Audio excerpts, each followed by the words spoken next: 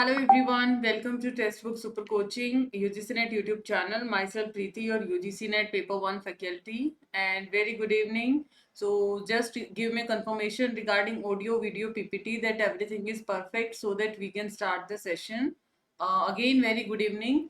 तो जैसे कि आप इमेज में देख सकते हैं, today's topic for discussion will be paper 1 complete study plan for December 23 cycle. आप सभी को पता है हमारा जो एग्जाम है वो वाइंड अप हो चुके हैं, तो डेफिनेटली आप लोगों को दिसंबर 23 की अब स्ट्रेटेजी डिसाइड करनी है। बिकॉज जिसका एग्जाम अच्छा जाना था वो कर चुके हैं, और जिसने किसी भी वजह से अपना एग्जाम अच्छा नहीं दे पाए हैं, नहीं अच्छे से प्रिपेयर कर पाए थे, कुछ मिस्टेक्स भी किया है, तो वो सारी अब यहाँ पर आप लोगों को रिकवर करनी है।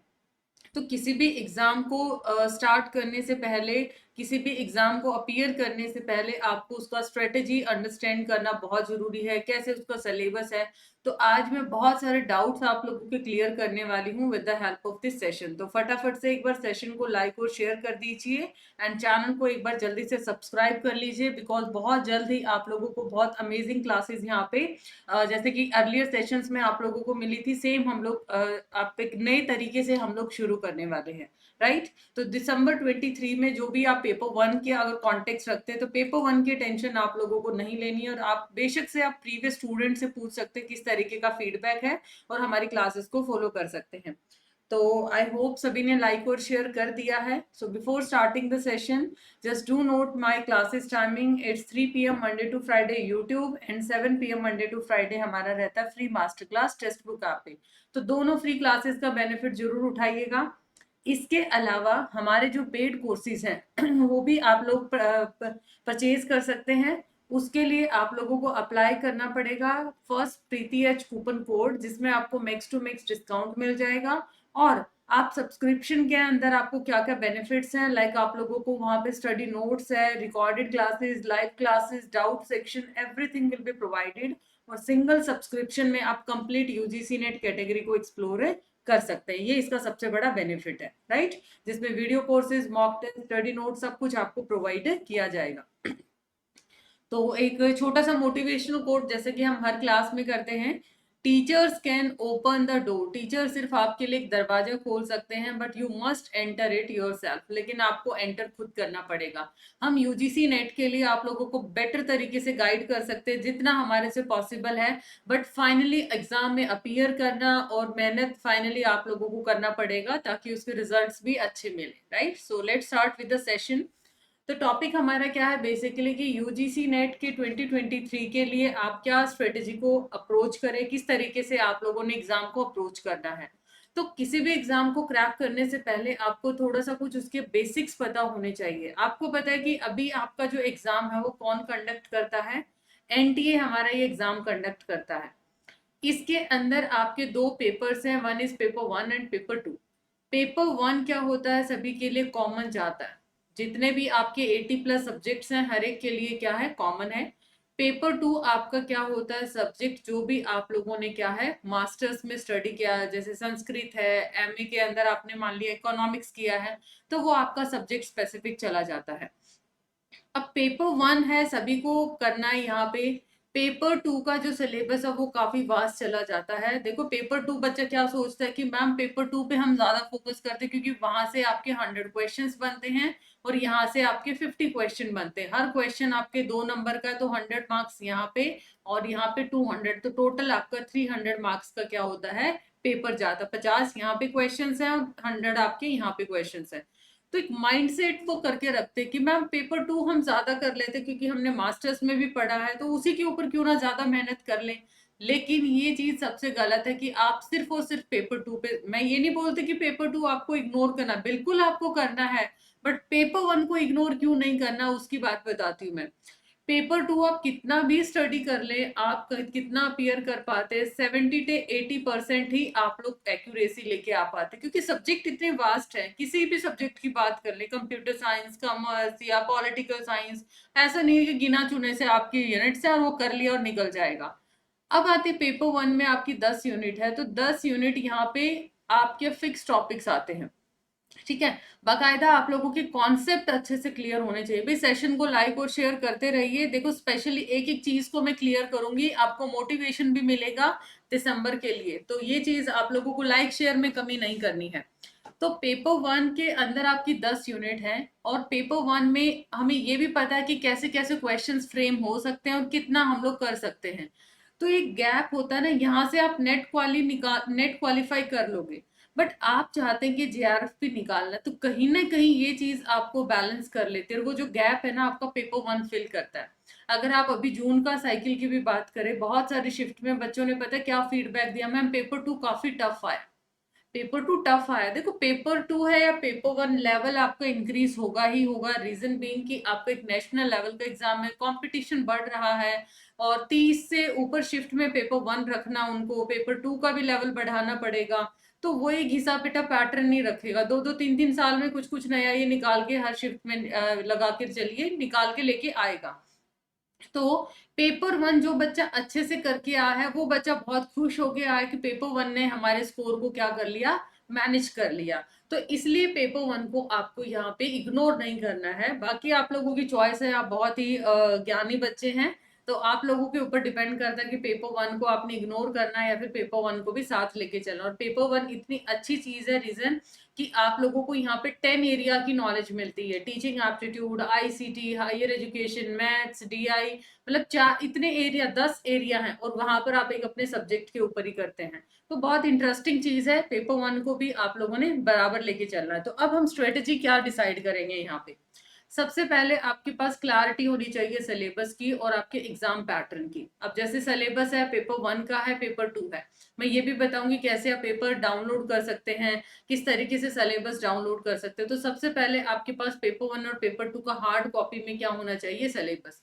बच्चे सोचते हैं कि मैम सॉफ्ट कॉपी पढ़ाओ, बट पर्सनली मेरी जो चॉइस रहती है, मेरी सजेशन रहती है कि आपको सिलेबस हमेशा हार्ड कॉपी रखना चाहिए, क्योंकि हार्ड कॉपी से एनालिसिस करना बहुत अच्छा हो जाता है। हालांकि 21st सेंचुरी है, पेपर वेस्ट करना बच्चे पसंद नहीं करते हैं, बट मुझे पेपर की अगर कोई भी सिलेबस पिक करते हैं तो हमेशा मैं हार्ड कॉपी प्रेफर करती हूँ। अब यूजीसी नेट के अंदर पेपर वन पेपर टू में दो तरीके के सिलेब आपका सब्जेक्ट्स रहेगा। एक आपको लगेगा मैम ये तो मैंने टच ही नहीं कर रखा, बिल्कुल हार्ड है, और एक ऐसा है कि इसको मैं जैसे तैसे करके निकाल लूंगा। और सेम यहाँ पे पेपर टू में हार्ड लेवल भी मिलेगा और आपको इजी लेवल मिलेगा। तो इजी लेवल पे आपको पता है कि आपको कम मेहनत करना पड़ेगा, इसको तो आपने करना है 100% अपना पक्का। यहाँ पे आप क्योंकि डिस्क्रिप्टिव सीख के आए ना, अब यहाँ पे ऑब्जेक्टिव टाइप क्वेश्चंस के अकॉर्डिंग आपको बिल्कुल 100% पक्का कर लेना। अब ये बताओ, अगर कंप्यूटर का बच्चा है तो इसमें एक यूनिट आईसीटी तो उसके लिए इजी बनेगी ना, ठीक है। इकोनॉमिक्स का बच्चा है, मैथमेटिक कैलकुलेशन काफी अच्छी होंगी, शायद डीआई उसको अच्छा लगेगा। इसके अलावा एजुकेशन का बच्चा है, टीचिंग और रिसर्च उसके लिए काफी अच्छा बन जाएगा। तो आपका कोई ना कोई हार्ड एंड कोई ना कोई आपका इजी, कुछ ना कुछ तो जरूर निकल के आएगा। बस इसी तरीके से आपको पेपर का एनालिसिस करना है। अब यहाँ पे ये आपको अपना फोकस करना है कि आपने यहाँ पे कितना सिलेबस आपका लगाना है, प्रिपेयर करना है। एंटायर सिलेबस को कर लिया, एग्जाम पैटर्न को आपने देख लेना है कि इसमें 50 क्वेश्चन आते हैं, पेपर टू में आपके 100 क्वेश्चन आते हैं। अब दूसरी बात आती है कि जितने भी रिसोर्सेज आपको गैदर करने हैं, वो रिसोर्सेज आपको गैदर कर लेने हैं। देखो मैं हमेशा से बच्चों को सजेस्ट करती हूँ, मल्टीपल रिसोर्सेज पे मत जाइए। बच्चा ये सोचता मैं यहाँ से भी नोट्स इकट्ठे कर लूँ, इधर के चैनल के भी कर लूँ, इधर के भी कर लूँ, इधर के भी।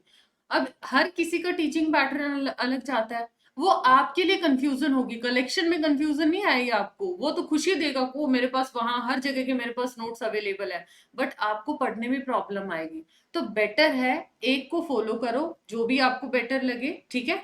एक को फॉलो करें और उसी को मल्टीपल टाइम क्या करें, रिवीजन के तौर पे यूज करें। तो वो रिसोर्सेज, और अपने टीचर पे ट्रस्ट बना के रखिए, जो भी आपका मेंटोर है, जो भी जिसको आप फॉलो करते हैं, उस पे ट्रस्ट बना के रखिए, ठीक है। तो आपका पेपर वन पेपर टू के सारे रिसोर्सेज आपने गैदर कर लिए, जो भी आपको रिक्वायर्ड है, राइट। अब यहाँ पर सबसे पहली चीज आती है, एग्जाम में कम से कम 6 महीने आपको लग जाते हैं किसी भी एग्जाम की प्रिपरेशन में, क्योंकि 3 मंथ आप सिलेबस मान के चलिए। अब सिलेबस करने के बाद कॉन्सेप्ट क्लैरिटी डीप में होनी चाहिए, और उसके बाद आप लोगों को प्रीवियस ईयर क्वेश्चंस देखने हैं, क्योंकि क्वेश्चंस का ग्रेड चेक करने के लिए कि यूजीसी नेट कैसे क्वेश्चंस पूछे हैं लेटेस्ट ईयर्स में, आपको पता होना चाहिए कि कैसे क्वेश्चंस की फ्रेमिंग है।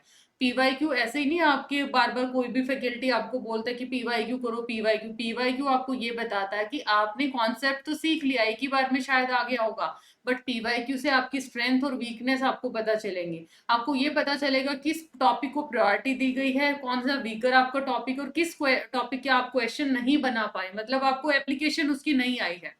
पीवाईक्यू अगर आपसे अच्छे से सॉल्व नहीं होते तो सिर्फ आपने कॉन्सेप्ट रटा है, आप लोगों को बहुत अच्छे से उसकी एप्लीकेशन तैयार करनी नहीं आई है। कॉन्सेप्ट क्लैरिटी जैसे कि मैंने बोला है, बिकॉज यहाँ पर आपको क्या करना है, रोट लर्निंग को अवॉइड करना, रट्टाफिकेशन को खत्म करना है। थोरो कॉन्सेप्चुअल अंडरस्टैंडिंग चाहिए, बिकॉज यूजीसी नेट अभी जो एग्जाम कंडक्ट करता है एनटीए, वो बहुत ही प्रॉपर तरीके से, ऐसा नहीं है कि कॉपी पेस्ट आप लोगों ने ऊपर ऊपर से किए, पीवाईक्यू किया और जैसे तैसे करके आपका निकल जाएगा। यहाँ पर आप जब कॉन्सेप्ट क्लियर करेंगे और उसके अलावा आपने माइंड मैप का यूज करना है, माइंड मैप या फिर डायग्रामेटिक फॉर्म के अंदर आपने नोट्स को अपने साथ साथ तैयार करना है। अभी आपके पास क्योंकि 6 मंथ बचे हैं, दिसंबर में आपका एग्जाम होना, अभी से तैयारी करेंगे, अच्छा खासा टाइम है, तो किसी भी टॉपिक को आपको स्किप नहीं करना। अगर मैं पेपर 1 की ही बात करूँ तो पेपर 1 अगर आपने देखा होगा ना, अभी 10 यूनिट से, जरूरी नहीं है हर यूनिट से 5 क्वेश्चन पूछे वो। अभी जैसे कि किसी किसी शिफ्ट के अंदर रिसर्च एप्टीट्यूड का मुश्किल से 1 से 2 क्वेश्चन बना है, एलआर के 6-6 7-7 क्वेश्चन पूछ लिए गए, तो 10 के 10 यूनिट आपको पेपर 1 में तो करके ही जाना है। पेपर 2 आपको पेपर 2 के मेंटोर गाइड कर देंगे, राइट। तो आपको ये सारी चीजें, किसी भी टॉपिक को स्किप नहीं करना है, और आपको 6 महीने एटलीस्ट इस पे इन्वेस्ट करने हैं अगर आप अच्छे से स्कोर करना चाहते हो। अभी से प्रिपरेशन आपको शुरू करनी है ताकि आप कंसिस्टेंट रह पाए। अदरवाइज बच्चे क्या करते हैं, जैसे ही नोटिफिकेशन आया उसके बाद वो जागना शुरू करते हैं, नोटिफिकेशन के बाद क्या करेंगे, उसके बाद एडमिट कार्ड का वेट है, और फिर लास्ट मिनट पे मैम ये भी क्लास ले लीजिए, इस पे मैराथन ले लीजिए, इस पे वो कर लीजिए। तो वो मैराथन इतना इफेक्टिव नहीं होंगे। अगर आप छोटे छोटे गोल डीप में अभी से शुरू करेंगे ना, तब वो मैराथन बहुत अच्छा रिजल्ट लेके आएंगे, तब वो क्रैश कोर्स बहुत अच्छे रिजल्ट लेके आते हैं।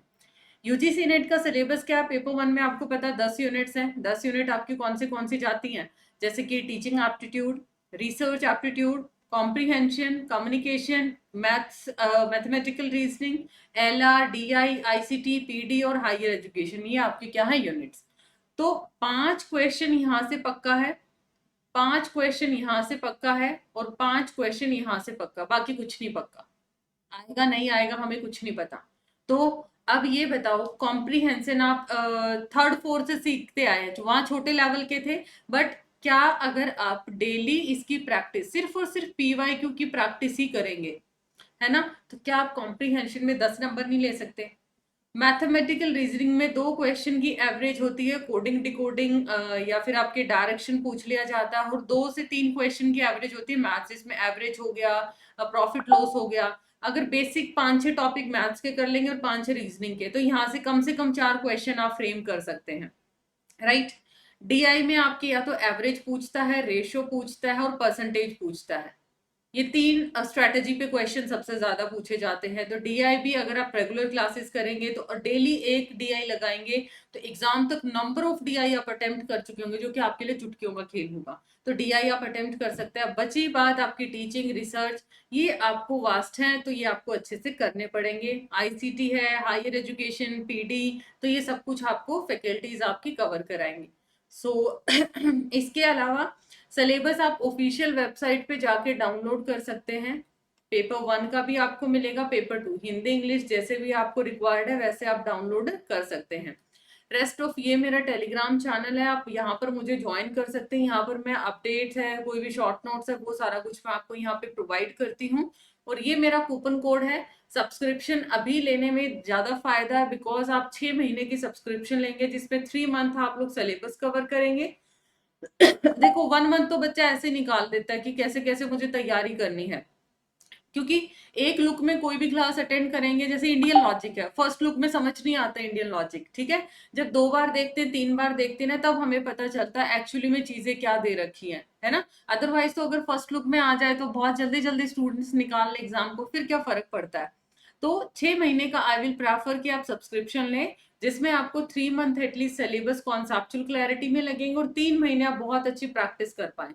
अब सब्सक्रिप्शन के फायदे क्या होते हैं, आप 6 महीने तक सब्सक्रिप्शन लेंगे, पेपर 2 आप बहुत अच्छे से कर चुके हैं, तो आपको कहीं कॉलेज कैडर का एग्जाम देना, वैकेंसी निकलती है आपके स्टेट में, आपको किसी स्कूल लेवल का एग्जाम देना, मान ली पीजीटी लेवल, तो पेपर 2 आपका यहाँ भी पूछा जाएगा। जब हाई लेवल का आप सब्जेक्ट करके आए तो लोअर लेवल में फायदा होगा डेफिनेटली।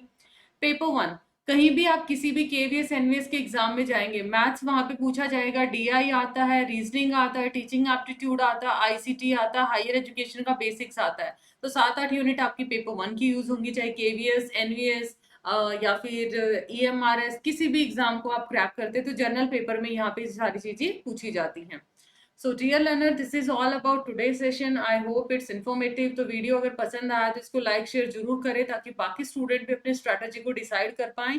बट हाँ, ये मत वेट करना कि नोटिफिकेशन, अगर हायर एजुकेशन में जाना है तो अभी से टारगेट सेट करो कि छोटे छोटे जो क्लासेस हैं हम डेली बना अटेंड करेंगे और डेली बेसिस पे छोटे छोटे नोट्स हम साथ साथ बनाएंगे।